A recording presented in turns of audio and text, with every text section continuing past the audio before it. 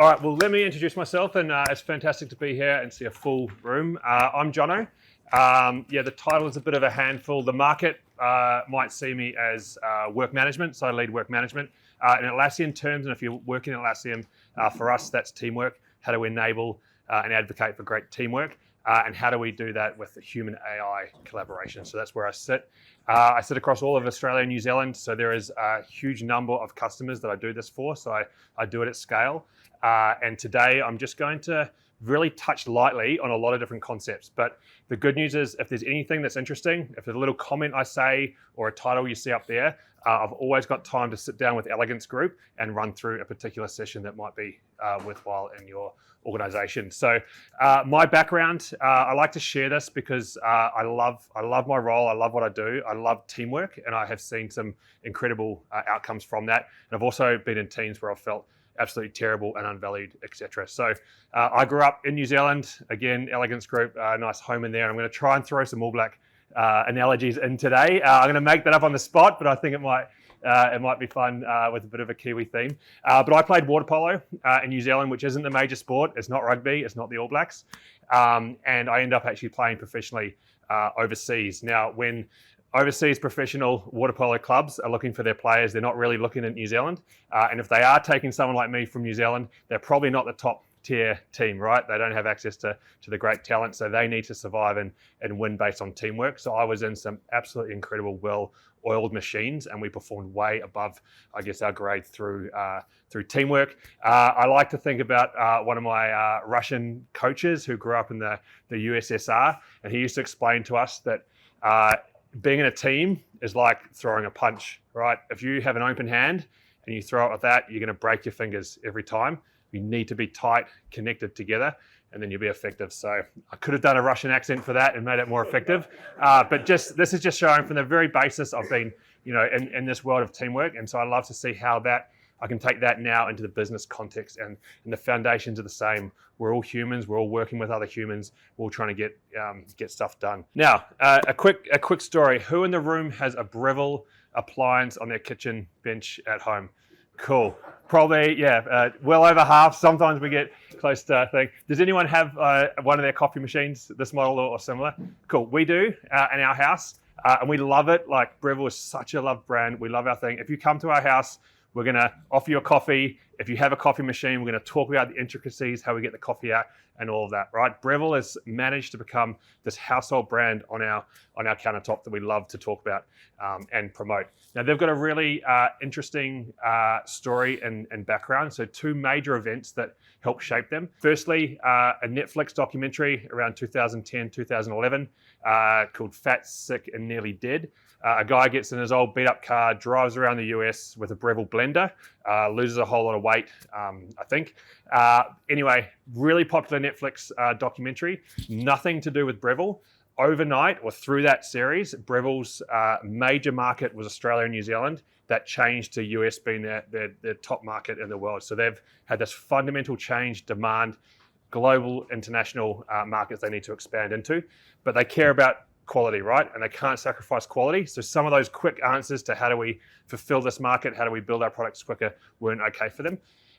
The second one, COVID came along, and we spent a lot of time at home more, and we cared about what was on our kitchen bench. And again, no fault of Breville. Their sales are through the roof in this thing. So they've got to keep up. Now, through that first change in there, what they did change was the way that they arrange their teams, their teamwork, and the way they think about value for their customers. So the concept might not be new for you, it might be, but they moved to a value stream model. So everything became about what is the piece of value that we're putting on that countertop for our customers, and how do we build that? And then they look backwards through their company and all the pieces there. So now they're connecting in that value stream many different teams that might not used to have talked so closely together. They're connecting knowledge across that, and they're planning and tracking work, and they've got this higher goal there. So an example that I've talked about before, and actually on the way here, I should have probably got a photo in here, but they've brought out a new toaster now, and it says the only toaster that measures by sight, not by time. This is awesome in our household. My wife's gluten-free. Her toast needs to be cooked for about 4 times longer than mine. So if I go after her, it's a burnt piece of toast, right? So I love this idea, right? But if Breville wants to build that, They have that idea, they have that initiative, but they're going to have to hire new people. They're going to have to find new materials, source new materials. Their executives need to know exactly where they're at because they're telling the world they're the most innovative appliance company in the world. Marketing wants to run a huge campaign around that, and they need to know of those 1,000 features we started with the ideas, which are going to land so I can talk accurately to the market on that. Salespeople out through Harvey Normans and good guys making sure there's space, etc. So you can see the whole company is involved in this initiative here, and their organizations now arranged in a way that they can get everyone on that same page. Now that piece of value can now be anything in the organization. So it could be a new HR policy that they identify as that piece of value. They can identify who across the company they're connected. They can get that work done, and they can release that. So it's a great example of how this stuff can come together. Now I'm going to talk about the why first, and then I'm going to show you how this plays out in an organization, and then we'll hit that teamwork collection actual bundle so you're available. You've got that information. So we have a research team. It's quite a big research body, so they do global research. In the last paper they released, it's called State of Teams. You can look it up. It's all available online. 12,000 knowledge workers interviewed and a few hundred executives. A knowledge worker is anyone who does their work predominantly through their laptop digitally with their customers or colleagues. And they found a few things, many things actually, that forms the basis of how we build our products and how we help customers move forward in these areas. But I wanted to share a couple that I find very interesting. Executives think that only 26% of the work that we're doing is actually contributing to our mission critical goals, which is a huge gap. They think 74% of our time spent in our organization is wasted in some way, or just not aligned to like what the company wants to do. On the flip side of that, it was the most disengaged workforce we've ever interviewed. So we think that's a post-COVID phenomenon. We think that through COVID, as difficult as it was, generally as a population, our identity stacks changed. We connected more to our families, to our communities, to our hobbies, and we get a lot of value out of that. We really enjoy that. We really enjoy what we're now connecting there. But now we're back at work, pouring our hearts and souls and time into work. If we don't know that contribution matters in that time, we're feeling disengaged. It's not that we don't want to do good work. Generally, we want to work really hard. We want to create great things, work really well with our teammates, but we need to be connected to the goals of the company. So the first piece around there is our goaling structures, are they clear, concise? Whatever I'm doing, whether it's picking up the phone, building a spreadsheet, do I know that actually matters to this and that purpose? Now, I'm going to throw my first All Blacks analogy here. So the All Blacks talk about this. So the All Blacks are a rugby team. They play on the field. Generally, you'd think they're there to win a game of rugby, right? Their goal that they set is actually to inspire a nation. Little old New Zealand in the corner, their goal is to inspire the nation, not win the rugby game. Winning the rugby game is only one of the pillars they need to do to hurt that. So they know that as human beings, once we have our general needs met around money, shelter, safety, etc., we actually work a lot harder. We're a lot more motivated by a higher purpose. So that higher purpose, when you turn up to face the All Blacks and they do the haka, you know that there's more than just those 15 players in front of you on that field that you're versing. So that purpose is something that we can bring to all of our organizations. We heard it in that example with Harrison AI, right? Some of that medical advancement and how they do that. You know, we all clap for that because that's a higher purpose, right? That's not their balance sheet. That's what they're doing as an organization. So if we can find what our organizations are doing, make that clear, help our employees know that that's what they're doing and it matters, we're going to move a long way. The next piece is a big part of what we do. So I'm going to combine the next two into one kind of idea around work wastage, right? So our research tells us we think we're in too many meetings that we don't need, we're distracted by notifications, and we can't find the information we need when we need it, and we waste a lot of time trying to find that. 2.4 billion hours wasted in the Fortune 500, which to me is an incomprehensible number, but we have defined a scenario that we're working really hard to help our businesses get better at. That scenario is, I'm doing a piece of work, I know it matters, right? Now it's connected to this core, this is really cool, but I need something from Rick, right? He might have sent me a beautiful spreadsheet or a beautiful PowerPoint, but I still need to talk to him about what that is. Or maybe I don't have access to it, right? So I say, hey Rick, cool, can we catch up and do that? He goes, awesome mate, next Thursday, let's do it. my core work stops until Thursday. And that gap there is what we want to help accelerate through, and we reckon we can have a real good crack at some of the work waste that's going on, some of that perception of the wastage there. And then finally, there is this thing called AI, which we cannot get through a day without hearing a lot. We have so much faith that AI is the solution for this, right? 98% of executives think if they don't deliver better AI capability to their businesses, within a couple of years, they will be gone or fundamentally different. And as users, 60% of us are having a great time in our personal lives with AI. Now, it might not be around productivity. We might be making really cool, funny images. Some of us are writing poems, put a couple of concepts in and ChatGPT spits us out a cool poem and these things. But when we use AI, it's helping us. It's helping us. We're turning up to work. We're getting in that chat box and it's just not doing it. So there's a real difference between our experience with AI and that. But the faith is still there, right? 95% of Gartner's telling us 95% of AI investments are still not meeting their ROI expectations, right? But we just have this super strong faith that's there. It's going to happen. So what do we need to do around that? We think the fundamental miss so far is that we're not giving AI a fair chance, right? We're asking AI to help us with our work, but we're not enabling it. So if we're going to ask technology to do part of our job for us, we need to be working in technology. So if we're making decisions, if we're sharing knowledge in meetings and AI doesn't have access to it, it's not seeing enough. So we think let's get right back to basics, and I'll talk about it in a second with a system of work, but let's start working in technology so that we can use technology to help us there. As I said, lots more in behind that, but that's the why. These are the challenges that we're looking to solve. And they might seem big and challenging, but we think there is a really clear, easy first step to try to bring this forward. And it's what the theme of this talk is today. But we'll call it, our philosophy, we call it a system of work.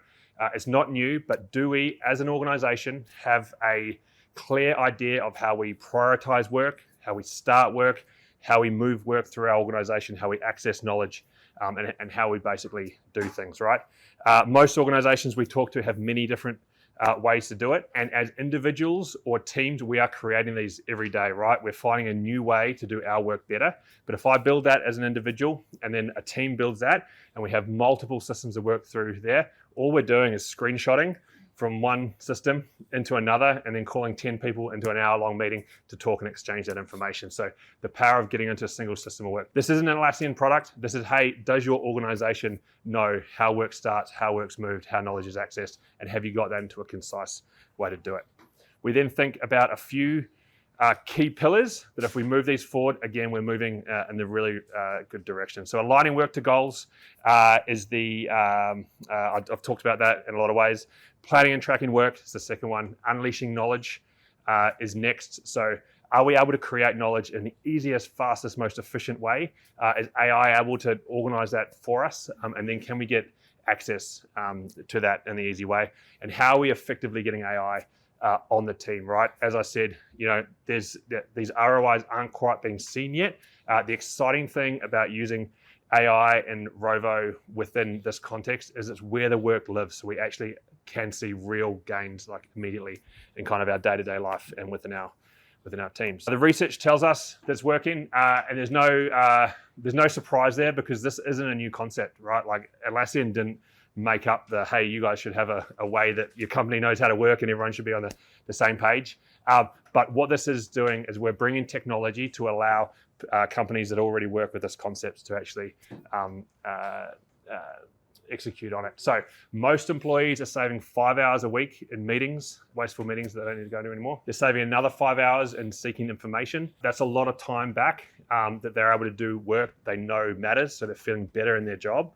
And they're coming out of their silo, either their individual manager relationship or their small team relationship, and they are connecting to that higher purpose of the business. So it's a pretty fundamental change. Now, just quick comment on the meetings. We're not against meetings. Meetings are great. We should meet to get work done. We should meet to build rapport. We should meet to enjoy our colleagues' time, etc. But we do not need 10 people in a room for another half an hour catch up to run through a piece of knowledge that could be self-served that we could be doing in a different way. So don't get me wrong. It's we love meeting and it's all about people, but it's just for the right reasons. There's ways to get there. accelerate your journey. Like I said, it's not a new concept. Elegance is in the room today. They will help you have a look at what you're doing and where you get there. There's the consolidation piece in there. If we take this approach, we're going to find multiple systems of work that we built, multiple tools doing the same thing that we can consolidate, and there's always big financial savings there. We want to supercharge our knowledge workers, right? In every organization, there's many people who are demanding and craving tools like this already, right? They're usually the people that are using other Atlassian tools in a good way. Let's give them that connected platform to let them use AI safely, to communicate asynchronously, etc. And then we can move into that higher and harder challenge of how do we reach the entire organization onto the same page. So now we're going right into that teamwork collection platform, and this is it.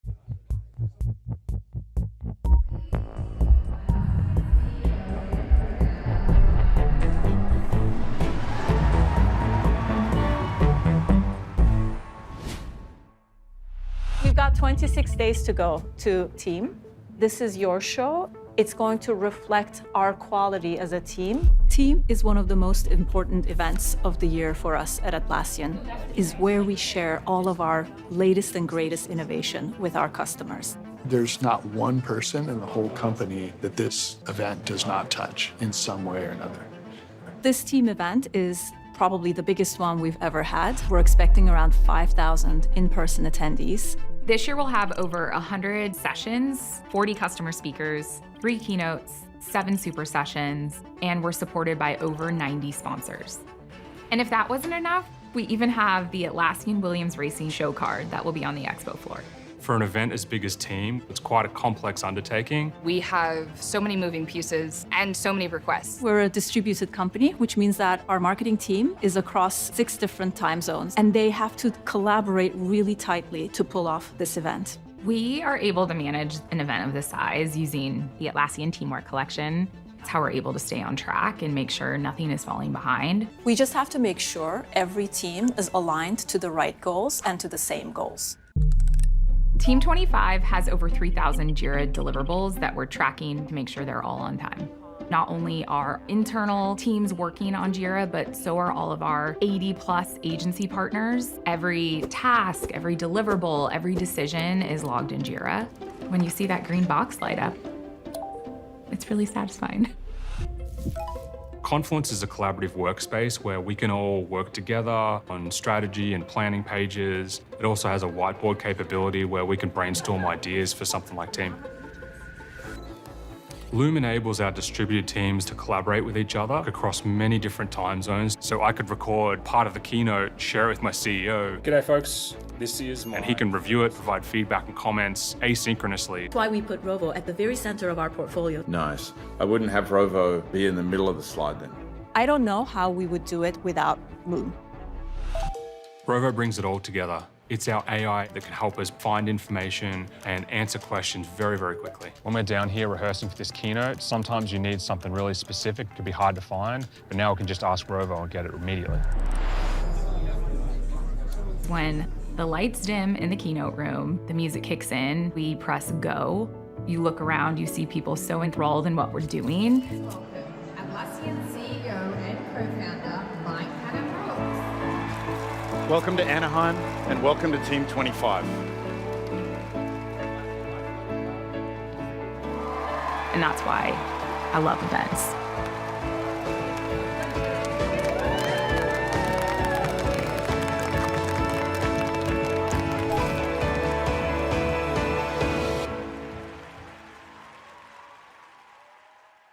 That's the package right there. All right, so I just have 5 minutes to go. And as I said, please contact Elegance and let's come and do some of the stuff in detail. So I'm going to walk through what this actually looks like within the business context. So every business has a concept of goals that they're aiming for, and we're getting work done to do it. We think there's a really vital, crucial step in between there that we're able to prioritize actually what that work is and what the ideas and the projects that we're starting. Now, to relate this back to the All Blacks, they have a concept called pass the ball, right? So this is putting the expertise, the strategy, the execution in the hands of the players and the expertise who are actually on the front line. So the post-match review coaches, management staff, and extra will do there and comment. And as the week moves forward, they remove themselves right down to the last captain's run. And then on the field, it's just the players. The idea there is that our best ideas, our execution is all in our frontline workers who are doing the work. So do we have a way in our business context that we can take our best ideas, surface them, prioritize them, understand what the impact versus effort might be, and decide to do work in that way? Or is everything run by a top-down thing where everyone's idea and we're not executing on it? So that's a really important step. Then we have better projects, better work being done. We then send that off into our teams, right? And we work in all different applications, third-party applications, special applications, etc. So we're not saying this all runs in Atlassian, but it does need a connected thread so that when we are aligning to the value and we need to pass work between teams and knowledge, we have a way to do that. We then build things. Things are going to go wrong. We're going to have issues. We're going to service them. So we have a special area around there. And then we have that top-down look. So now executives now have visibility of all work that's being done, and they can start to impact that goal going forward. And we can bring in some more complicated pieces like, hey, I run an organization that has multiple companies in it with different CEOs that are doing things in different ways. Hey, I want to look at funds. I want to look at the talent. I want to be able to move talent around. I want to change work on the fly. We can shift that direction much quicker. We need access to everything we need and want while we're doing our work. So we need this knowledge fortress, but internally we can't be blocked. We need a way to self-serve information, and this concept of asynchronous work comes into play there. And finally, we want to get AI on the team. So what this looks like now, Atlassian's rearranged how we present our serves and server products. We're doing more and more from our customers, and we're starting to look like a big sea of blue boxes with different white symbols in them. So we've got some colors there, we've got some organization around there, and we now call everything an app, and they're arranged into collections. So what I've just discussed here is in the middle is the teamwork collection. That's going to have your Confluence, your Jira, your Guard, your Loom, and it's going to have access to Rovo. So everyone paying for an Atlassian product at the moment has access to use Rovo. But if you buy the Teamwork Collection, you're going to have our maximum quota in terms of usage on it. It's designed to be, all you can eat. The contract's going to have some limits and all that, but it's designed that if you invest in the Teamwork Collection, your company will be able to use Rovo as much as they might need it there. I just wanted to close on a couple of highlights from being at Team, and I think we'll probably get this a couple of times today. But one that I really enjoyed was these collections are coming to life, right? So the Teamwork Collection has been around for probably about 6 months now. Huge adoption, absolutely incredible. We're loving it. But the Service Collection, Strategy Collection, etc., are coming there. We actually had Suncorp who talked really well. They've got a great story for us. He said, hey, I think the next thing, if you want me to talk at the next team, I reckon our topic should be how are we connecting these collections together? So that's something that is a really cool thing to see. The next piece was just this adoption that I talk and the embrace of this teamwork. So again, it's not Atlassian's concept, but some of these incredible companies are adopting this because it's enabling them to work in the ways they want. So a couple of examples, Ford Motor Company. They are the founders of modern work, right? Like Henry Ford invented it. It is in their DNA and nature to always be thinking about what they do. This Teamwork Collection came out. They have 80,000 users on this almost immediately because it matches how they think about great teamwork works. NVIDIA, the highest valued company in the world, again, they say we cannot ship a chip without Atlassian. Their whole organization is on the Teamwork Collection. Our F1 story with Williams, I absolutely love it. We had Peter Kenyon and Carlos Sainz on stage. Carlos Sainz was great. He wants to go fast. He wants to win. But Peter Kenyon, he became the CEO of Manchester United in 2000, and he led them through their incredible phase, signing the biggest sponsorship deals and changing basically the brand and the sport in total. He's now on the Williams team, and he was able to talk about how building great teams happens over time and how this helps fuel this for them. A couple of things coming up as well. We've bought the browser company, right? So Mike Cannon-Brookes, we're all thinking what he's thinking around there. I think that's a really cool space to watch that transaction close today.